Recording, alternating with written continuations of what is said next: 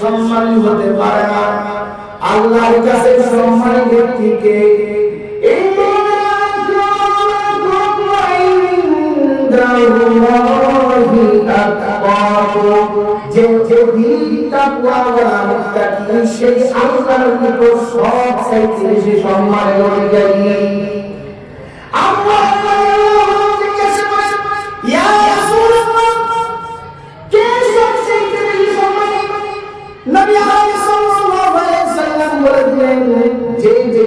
সবচাইতে বেশি আল্লাহকে ভয় করে সেই সবচাইতে বড় সম্মানী।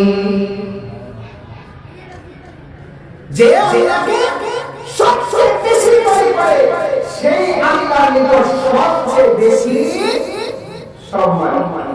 মুহতারাম হাজির, তাহলে সম্মানের স্কেল কি? অর্থাৎ আল্লাহর সাথে নৈকট্যের স্কেল কি? তাকওয়া। বুঝেন না? আল্লাহর ভয়, যার ভিতরে আল্লাহর ভয় যত বেশি